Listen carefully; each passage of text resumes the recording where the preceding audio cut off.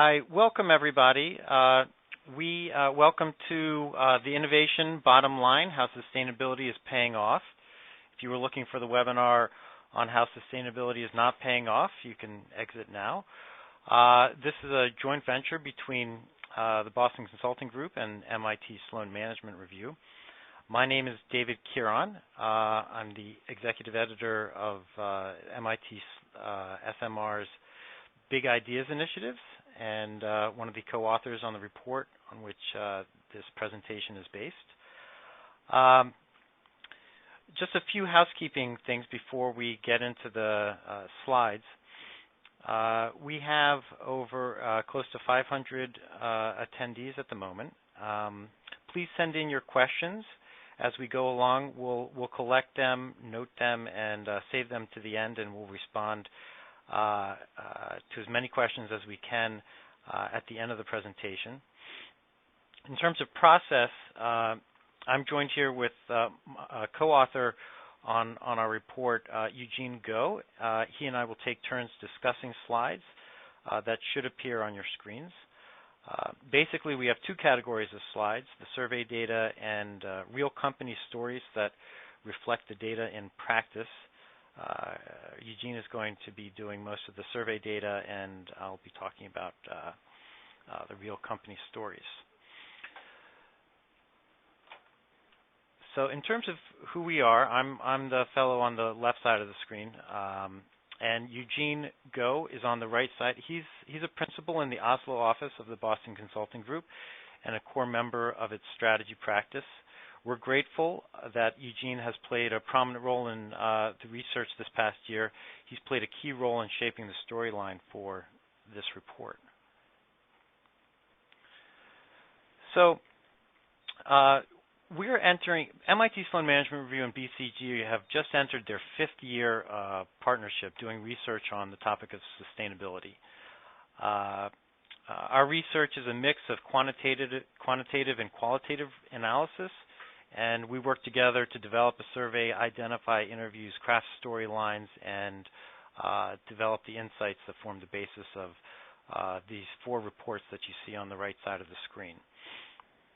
For each of the past 3 years, we've had thousands of managers and executives respond to our annual survey, and these folks have come from over 100 countries, dozens of industry sectors, and represent organizations worth billions of dollars, as well as mom and pop shops and everybody in between.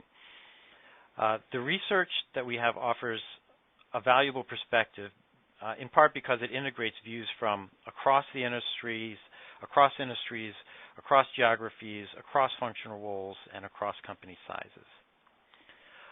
A major premise of our research to date is that there's an important connection between a company's development of a sustainability program and whether that program pays off, specifically in terms of business value. In this year's research, we've tried to understand the changes that companies go through in order to create business value from their sustainability efforts. What we found is that most companies that are successful at getting value from sustainability share an intriguing set of characteristics that distinguishes them from companies that aren't getting business value from their sustainability activities. The main topic of discussion for this webinar is this group of companies. What makes them different? What seems to be the main success drivers for them? And we're excited about these results because they show a path forward for companies that may be considering a more serious commitment to sustainability. Our research suggests that this path forward, though, isn't going to be easy. And with that, I'm going to turn it over to Eugene. Thanks, David. Okay, so as David says, this is the 4th year that we have run the survey, and what we wanted to do this year is to go a little bit deeper into the link between sustainability, innovation, and profitability, and making sure that sustainability is not something that you do as a sacrifice or as a trade-off against profitability. So what we found was a group of what we call sustainability-driven innovators, and these are the people who have changed their business model and profited from sustainability activities. And we will, in the course of the next hour or so, talk a bit more about each of those points. And I saw some questions like, what do we mean by innovation? And we will cover those points throughout the course of the presentation. So, diving into the mechanics of how companies tackle sustainability and how this links to the financial impact of such activities, we found a number of features which seem to determine whether or not a company would say, or a respondent would say, that its sustainability activities were adding to profit. We think of two of these as key drivers of sustainability being profitable. And these are around business model innovation and building a rigorous business case for sustainability. In addition, we found a number of best practices or a number of traits which seem collectively to increase the likelihood of sustainability being profitable. And the two most important of these were customer focus and customer collaboration, and top management attention to the issue of sustainability.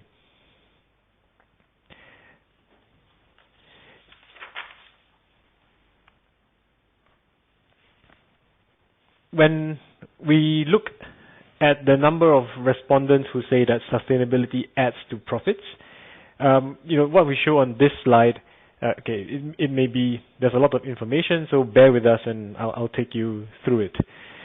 This slide shows the percentage of different subsets of respondents who reported that sustainability adds to profits. If you start on the left, we have the companies who don't do any innovation, they don't build a business case for sustainability. And of these companies, 26% of them report that sustainability adds to profits. If you look at companies who have changed at least one element of their business model, innovated along one element of their business model, this number jumps up to 46%. So 46% of people who change their business model say they profit from sustainability. And if you look at people who change 3 or 4 elements of the business model, this goes up again to 59. And in addition, if along with changing 3 to 4 elements of the business model, you also build a business case, then 73% of people who do all of those things say that sustainability adds to profits. And if you do the other sort of best practices that we mentioned, it goes up to 90%. So if you do 3 or 4 element changes, you build a business case, you collaborate with your customers, and you have top management attention. Out of the respondents who tick all of those boxes, 90% of them report that profitability or sustainability is profitable for them. And I guess there are a number of people who are wondering, what do we mean by business model? What do we mean by business model innovation? So this is what we mean when we talk about a business model. Here at BCG, we think of the business model as comprising the value proposition and the operating model. The value proposition comprises those elements of a company's operations that make a product attractive for its customers. In other words, it is the answer to the question, what are we offering and to whom? This requires explicit choices along 3 dimensions. Who are the target customer segments that you are trying to serve? What is the nature of the product or service that you are offering? And what is the revenue model? What are they paying for? How do they pay for it? The other half of the equation is the operating model, which collectively answer the question, how do we profitably deliver the value proposition to our customers? And here we see three elements as well. The first is the company's value chain, both upstream, downstream, what is in-house, what is outsourced. The cost model, the operations, sourcing, how it manages its cost, and finally the way it's organized to set up to deliver its value proposition. And we think of business model innovation as simultaneously pulling two or more of these levers in order to create competitive advantage. So you can think of how some companies have one example would be going from selling cars to selling the mobility or transport as a service, and you, instead of buying a car up front, would pay a small amount to rent it for a short period of time. So that's one example of a business model innovation. What do we see when we look at the results? We've mentioned that business model innovators are more likely to profit from their sustainability activities, and this is about a 74% increase for companies that say they have changed one or more elements of their business model. We see that a large part of this seems to come from increased awareness. The companies that say they have changed their business model, far fewer of them say that they do not know the impact of sustainability on their profitability. I mentioned previously that business model innovation is about changing two or more elements of the business model, and the survey findings seem to back up the view that pulling one element or one lever by itself is not sufficient to create impact. So what you see on this slide is the share of the respondents who say sustainability adds to profits. If they pull 0, 1, 2, 3, or 4, so they change 3 or 4 elements of their business model simultaneously. When you get up to 3 or 4, you are almost now double the base number. And one thing that we found particularly interesting is that we found very robust results, actually, that companies that changed both their value chain and their target segments were much more likely to come out on top in terms of sustainability adding to profits. We've tried various ways and means to cut the data, and it seems fairly robust across all the different ways that we tested it, that changing these two elements of your business model are most strongly correlated with finding that sustainability adds to profits. So I see a lot of questions, about how do you apply this and what does this look like in reality, and I will hand back over to David to give you some examples of what business model innovation looks like. Okay, thanks, Eugene. So our first example of this data in practice is from Kraft, and this particular Kraft is kind of has an interesting story. A few years ago, Kraft is the world's largest buyer of coffee from Rainforest Alliance certified farms, and they've been in Sweden for a while. And just to give you a sense of what Sweden is like when it comes to coffee. A few years ago, the University of Sheffield and the University of Michigan did a study of coffee consumption habits in different countries. Sweden ranked 5th on their list. Swedes apparently drink an average of 8 kilos of brewed coffee beans a year. That's about 6 times the world per capita consumption if you use data from the World Resources Institute. So in Sweden, coffee consumption is a big deal. There's no lack of coffee alternatives.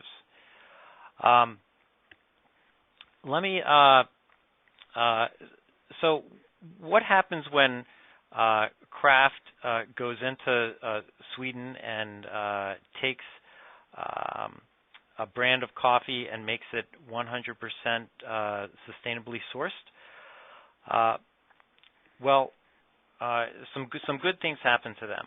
One is Kraft has an away-from-home sales division, which is basically a food services division. It's a business-to-business operation. And when Kraft introduced into this market its 100% sustainable Kenco coffee brand, sales of instant and espresso coffee doubled in that market. This was primarily a value proposition innovation that involved innovating target segments and its product. The value chain was already connected with sustainability, but that connection was strengthened.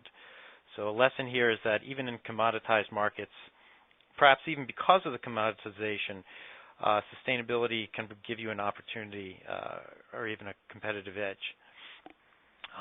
One of the questions that's come in concerns whether or not there's going to be a recording of this available, and there will be a recording available of this presentation and related questions in about 48 hours. So a second example comes from Dell. And the Dell story is interesting on several levels. One is that the leadership for sustainability within Dell is housed in the marketing function. Now, that might elicit skepticism about whether the role of sustainability is in the organization, but that skepticism isn't warranted in this case. Marketing happens to be where the power lies in this organization. So if you want sustainability to thrive, it has to have some powerful backers.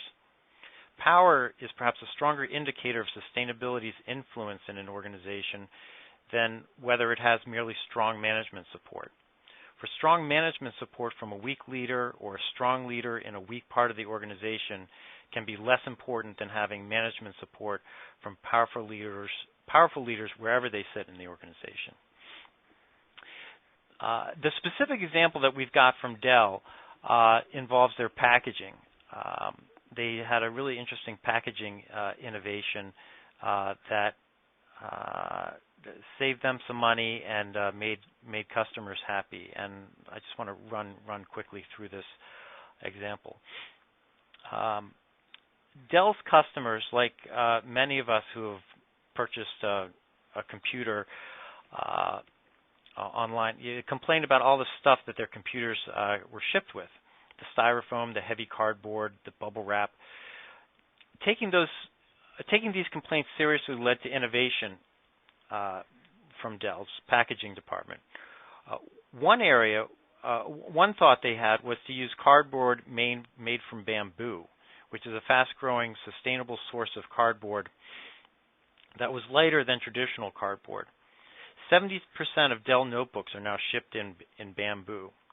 And while the bamboo seemed to be a win-win for Dell and its customers, they still had to make sure that they weren't destroying panda habitats. Pandas, of course, eat a lot of bamboo. So Dell worked with the Forest Stewardship Council to ensure their bamboo supplies weren't endangering panda habitats. This is an innovation to the value chain and to customer service, and also to the operating cost area of its business model. So in both of these cases, Kraft and Dell, there's a business case to be made for their sustainability initiatives, at least, especially for the ones we just discussed. So you might ask the question, just how important is a business case to one's sustainability efforts? So before going into the data, I just want to tell a line I heard from, or I read about from a consultant a while back. And this gentleman said if he's asked to come in and develop a business case for sustainability, he knows the company isn't all that serious about sustainability, and he typically declines jobs of that sort. The idea there is that if a company doesn't already see sustainability as both something it needs to do and an opportunity to help its business, it's going to be hard to convince leaders what the opportunity is, much less the need to do anything because of sustainability. So with that kind of context, I just want to go through the graph on the left and note that there's a fairly significant jump in terms of the share of companies that have a business model in this year's survey. It's 38%, which is a 25% jump from last year, and still a fairly sizable jump from 2010, when 32% of managers responding to our survey said they had a business case for sustainability. On the right side is a graph that describes how the connection between business model innovation and having a business case. And the share of companies with a business case who have also changed their business model is significantly more, almost twice as much as companies that have not done anything with their business model. And this makes sense. If you're going to make substantive changes to your organization, you're going to need to typically have some kind of model for the return for those changes. If you look at companies where 3 or 4 business model changes have happened, where there's sort of a more significant change to the business, there's even a greater percentage of organizations that have changed their business, that have a business case. So in our next slide, we have a wonderful example of a company that really has, instead of trying to find a business case for sustainability, has made sustainability into a core part of their business strategy. And that's Marks and Spencer. A few years ago, they created a Plan A, which outlined more than 100 commitments that they were going to make to sustainability in a variety of parts of their organization that got concentrated into 7 areas. Many companies aim to reduce waste and reduce their carbon footprint and become more conservative in their natural resource inputs. But with Marks and Spencer, they really did it. They've eliminated, if you look at the climate change line, which is the third one, they've eliminated 800,000 metric tons of carbon dioxide from their stores, offices, warehouses, and delivery fleets. They have 0 waste going to their landfill, which is a tremendous achievement, and 1.7 billion fewer carrier bags, which is very substantial. They've made changes across their value chain. If you look at what they've done with natural resources and health and well-being, they've removed artificial flavor and colors from their foods, and they've also they've also done a lot of work collaborating with suppliers. 550,000 hours of training for suppliers, which I haven't decomposed that into years, but there's some sort of years involved in that number. And just going back, the amount of economic benefits that this effort has created amounts to 185 million pounds that they've been able to reinvest into their company. This is an organization that has taken sustainability and not just tried to build a business case for it, for sustainability, but has actually used sustainability as a way of organizing their significant part of their business model. The final example that we have is from Sprint.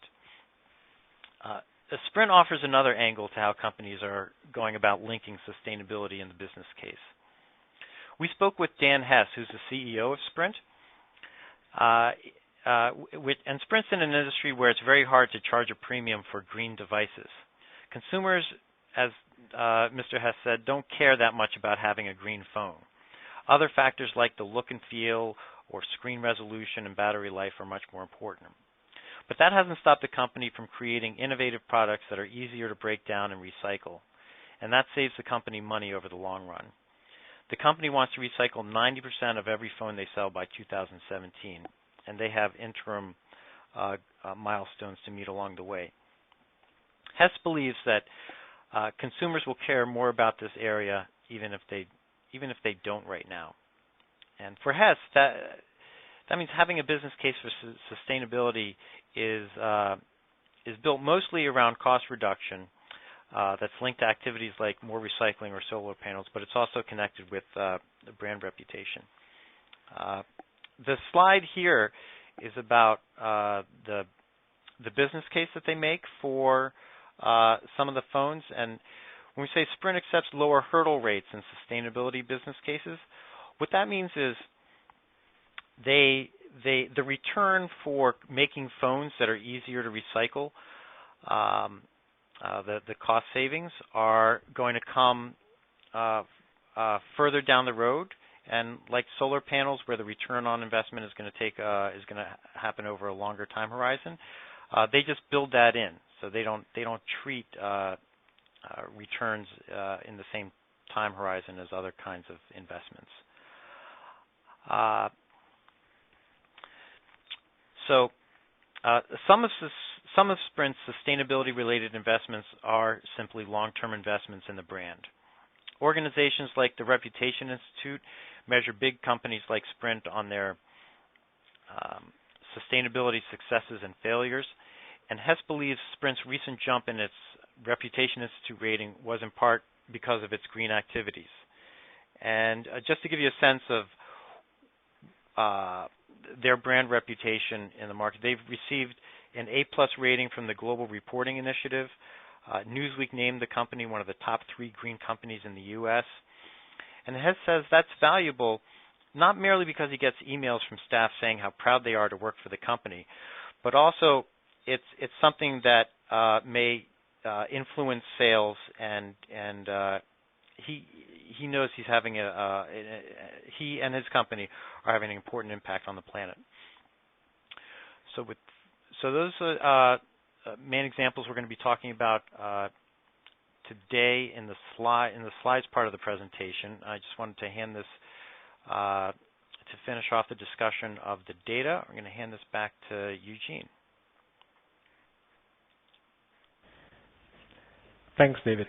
I'm glad to see that we've been getting a huge number of questions, and I think maybe just to answer the number of people who have been almost screaming at the top of their lungs, what do we mean by sustainability here? And the way we describe sustainability and asking companies and respondents if sustainability has been a trigger for their business model innovations, what we described was a combination of resource-driven mega trends, so around input scarcity, raw materials, water, energy, and food, and output constraints, so around waste and CO2, and at the same time looking at the social side of sustainability, the relationship between companies, society in a world that is where people care more, people know a lot more, and people are much better able to share information around. So, to what extent, are these trends triggering changes in how what companies sell, how they sell, who they sell to? So that is, I hope that answers some of the questions that have been coming in. So the last bit that we talked about in the 4 elements that seem to increase your chance of profiting from sustainability was around customer collaboration and focus and top management attention. And what you see on this slide is, again, the share of companies who say sustainability adds to profits. Those that say they collaborate with customers, it's 55% who say it adds to profits versus 36% for those who say no. For whether customer influences their sustainability agenda, it's 53% versus 39%. And for those who say that the top management is focused on sustainability, it's always on the agenda, it's permanently on the management agenda, 61% of those companies report that sustainability adds to profits versus 38% who say no. So one of the questions that came up was around motivations for sustainability, and the survey results show that companies that are motivated by opportunity, so reacting to customer needs, spotting new markets, changing how the game is played, these people tend to report sustainability being profitable, and those who are driven very much by regulation, compliance, those kind of mandatory triggers are much less likely to report that sustainability is profitable. And this, I think this slide is, part of that story. So we've talked a lot about what companies can do to become more sustainable, so having a better or more balanced relationship with the environment and with society. And we've talked a lot about, how it can be both sustainable and profitable. So what could companies do? 5 simple recommendations, and if you've been listening to the presentation, none of these will surprise you. They are almost just a summary of what we've been saying. The first is that you should be prepared to change your business model. And someone asked, just any change in business model?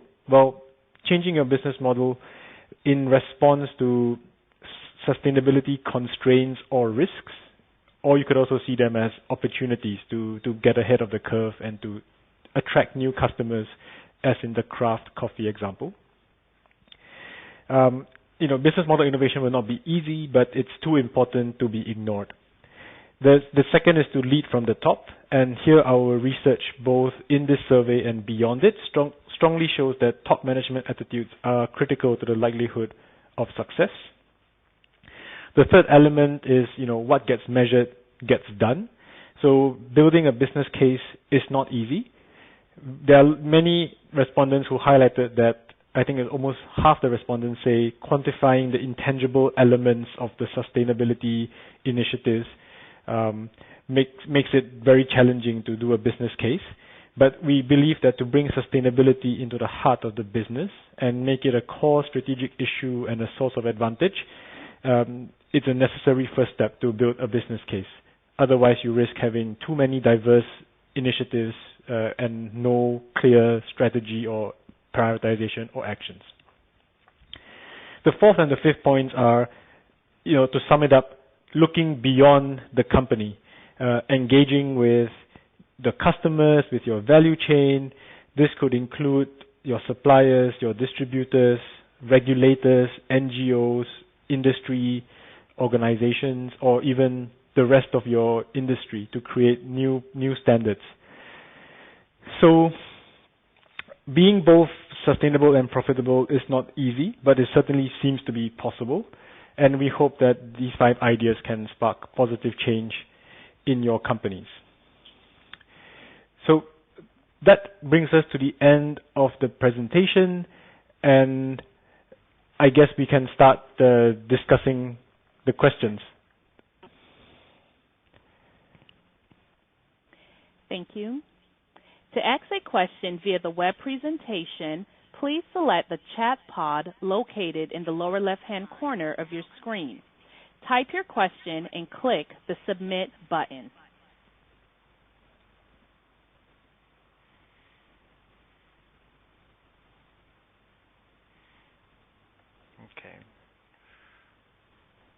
Okay, so I have to say there were far more questions than I thought we would get, so we'll take some time to answer the ones that I see coming up quite frequently. So one question, I can tackle a few questions with one example.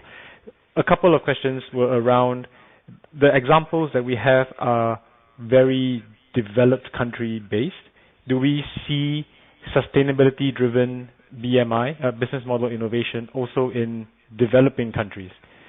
Then the other questions were around, what are some examples? What does it look like when a company is actually doing business model innovation, sustainability-driven? So one example that I like a lot is a company in India called Jain Irrigation, and they sell drip irrigation products to small holders in India. And the drip irrigation, the benefit of it is it can reduce water use by up to 50% while improving yields. So it's a good product for the customer. It's also good for the water-stressed basins. So what Jane found was most of their customers, because they are smallholders and very much cash economy driven, were unable to afford the irrigation equipment, the irrigation systems, and they were unable to qualify for loans in order to be able to buy those systems. So Jane, they changed how they approach the whole question, and instead of just thinking of themselves as selling irrigation systems, they basically also created an ecosystem around it to enable their customers to afford the product. So one thing they did was to create a market to guarantee prices for the crops that their customers would produce. And by creating this market, they were able, therefore, to qualify for loans because they have some income, or they have greater certainty of income against which they could borrow. So in a sense, the business model changed a lot from just being focused on selling irrigation systems to creating a bit of an ecosystem. They had a fixed target segment. They changed their product and service offering. They had to provide other products around it. And they also slightly changed the revenue model, so it was not entirely based on just the irrigation systems, but also the agricultural produce. At the same time, they had to develop a organizational model and process which supported the sales to rural smallholding and getting the message out to the potential customers. So I think that's an example which touches on a couple of points. What does business model innovation look like in reality, and does this happen in emerging economies? The answer is definitely yes.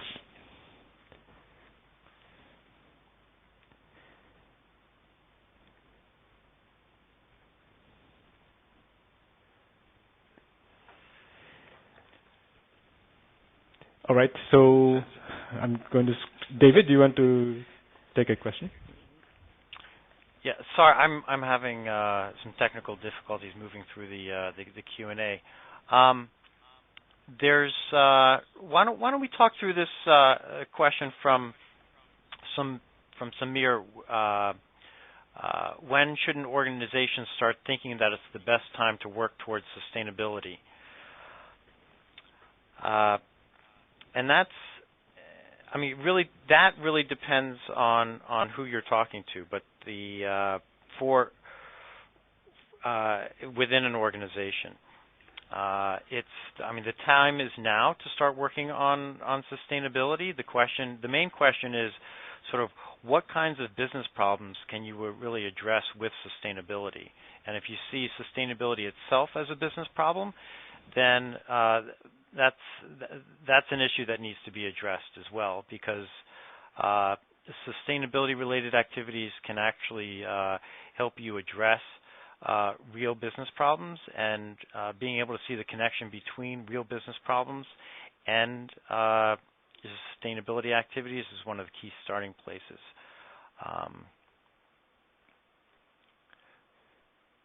So, Eugene, do you have anything to add to that?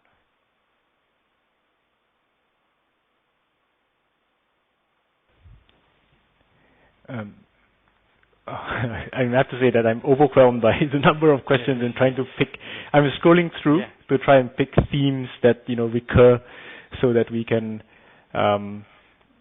tackle. And I saw a number of questions which were asking: is business model innovation for sustainability mostly about reducing costs, or is it about generating new revenues? And this will, of course, vary by the nature of the industry and the specific context that the company is in. We would argue that a lot of the low-hanging fruit, the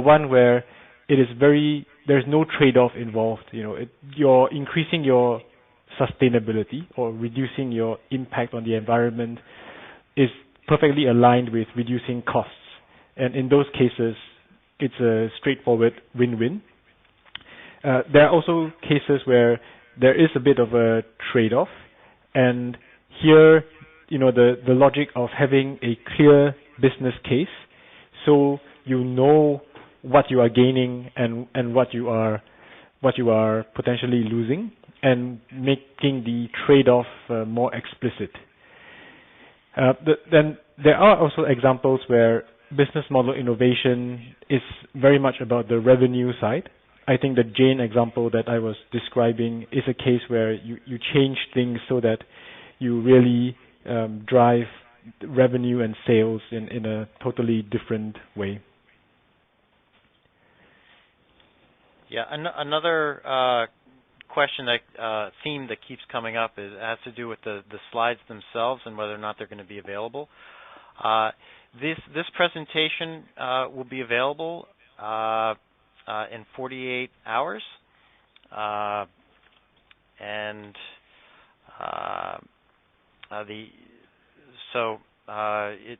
it will be available, and but it may take 2 days or so to get it up on the site. There are a lot of questions. There are. So I'm talk a bit more about collaboration was one of the requests, and also someone highlighted what about societal challenges and not just environmental. And I think there are, in terms of collaboration, the argument is that it's better to be the one shaping the future than being shaped by the future. And if you are engaging with authorities, regulators, policymakers, and helping to set the agenda, then you are in a much better position than if you are the ones who is catching up and implementing only after laws have been passed, forcing you to do something.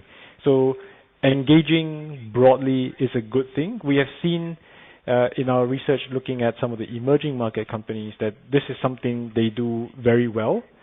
An interesting example is a Costa Rican beverage company called Florida Ice and Farm, and they sell beer.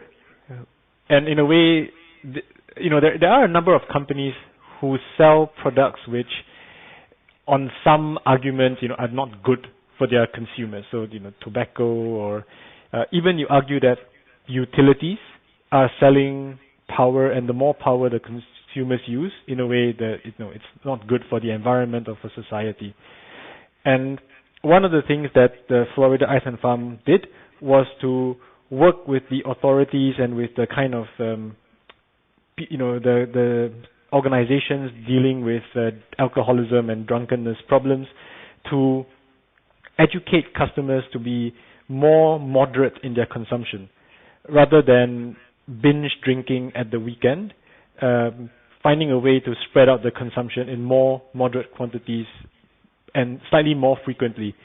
So trying to find a way to mitigate the main social problems which comes from drunkenness and from the binge drinking, while at the same time not sacrificing their profits as a result.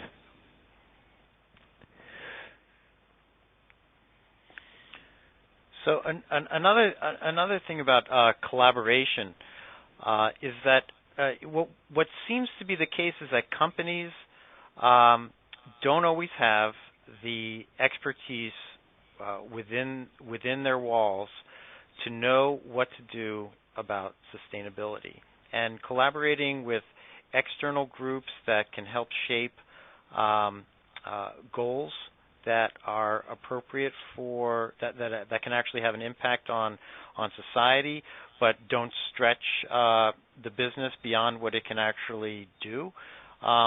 It's important to what we found is it's important to collaborate with these external groups, but also just identifying expertise about sustainability, oftentimes requires going beyond the corporate walls, and consumers can be inspirational and a source of new ideas and also new connections with other organizations. This is especially the case in certain kinds of business-to-business organizations.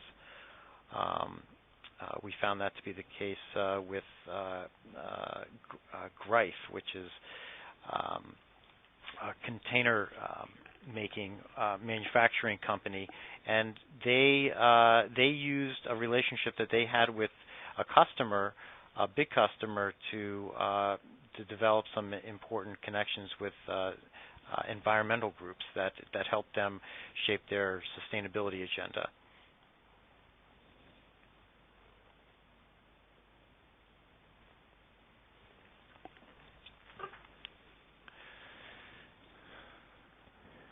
Changing. One question. There are a number of questions around: Is it a case that only MNCs and large companies can afford to be sustainable?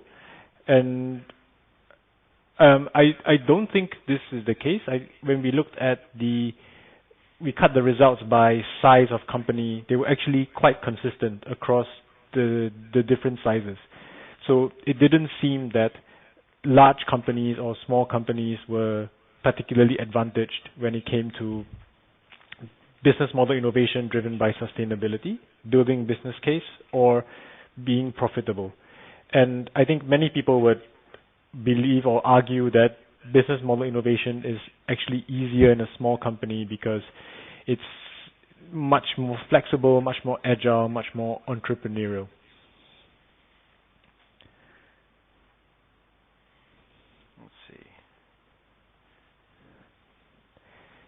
So once again, we apologize that we can't respond to every question, but do keep typing them in, and we will answer as many as we can.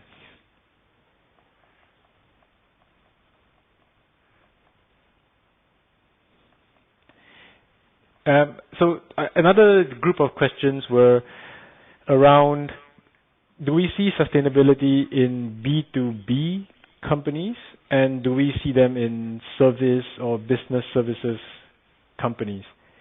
David, did you talk to any of these any companies in those types of industries? Say the question again. Say the question again. Whether sustainability or business model innovation driven by sustainability is also relevant for service companies or B2B companies. Oh yeah. So in the business-to-business issue is pretty interesting.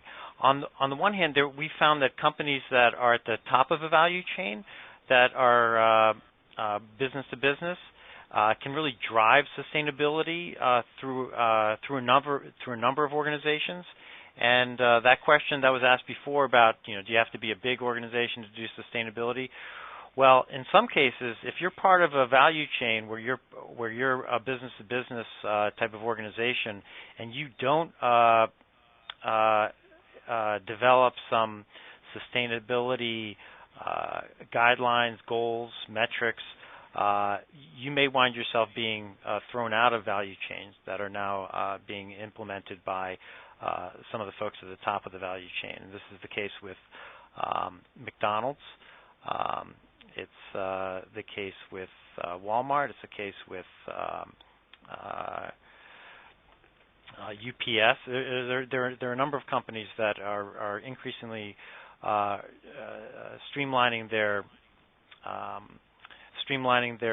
supply chain and value chain, so that and establishing guidelines for companies. And again, that's one of those.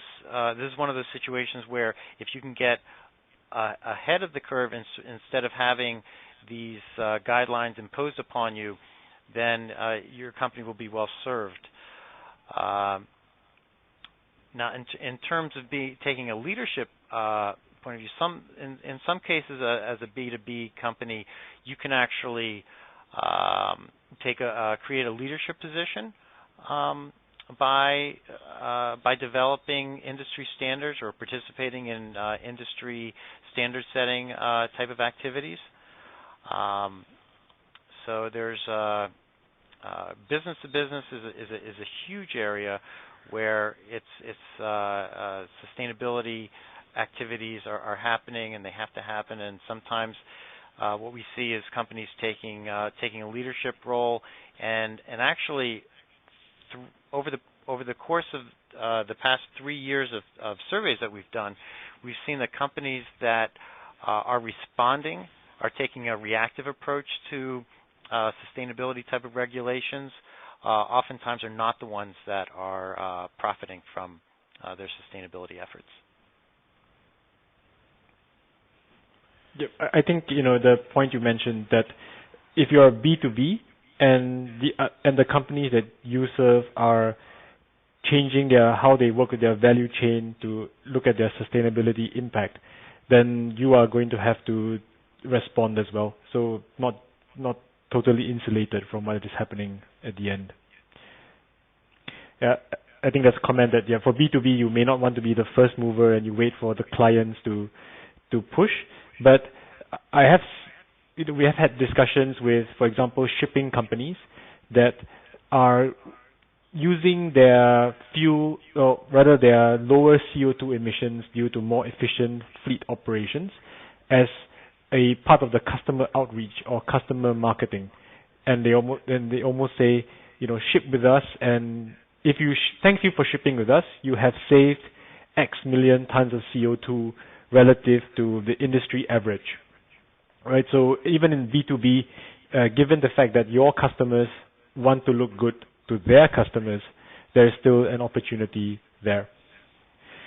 One other topic that I've seen a few times here is the link between sustainability and corporate responsibility, or CSR. And I think one of the challenges of working in this space is all the different overlapping definitions and different understandings of what all of these terms mean. But the way we see it is that, sustainability, yes, it is about the relationship between businesses, environment, and society, but we think of it as a core strategic challenge. It's fundamental to the survival and success of the business, and it's not something that you do after you have done everything else. So the slight risk with the terminology around corporate social responsibility or corporate philanthropy is that this is something you do with your spare time or your extra profits, or you may do the same kinds of things with the same kinds of end results, right? So helping your community or reducing the impact that you have in terms of carbon or waste, but the philosophy behind it is very different. And we would argue that one of them is fundamental and therefore central and core to business, and the other one might be at some point and then might drift out. Yeah, there have been more than a few questions on the topic of ethics and whether or not we were asking questions about sustainability in terms of right and wrong.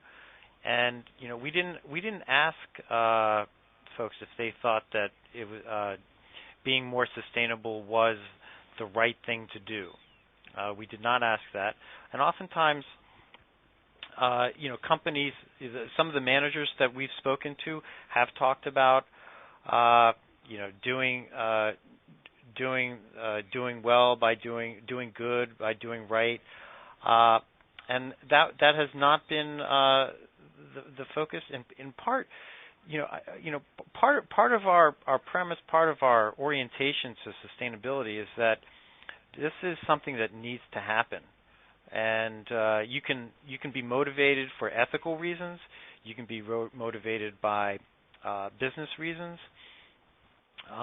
But there is climate change is a reality, and actually for some top executives still, especially in the United States, there seems to be this undercurrent of disbelief in climate change, and that it's hard to get into ethical discussions about whether or not it's right or wrong to be doing sustainability if there's a disbelief at the top of the organization that climate change is a reality. So our orientation to sustainability, and especially in the way we've been asking questions, is about is more along the lines of is this something you need to do, and what the opportunities are for you. Okay, we just have a couple minutes left. Maybe we can do one more question.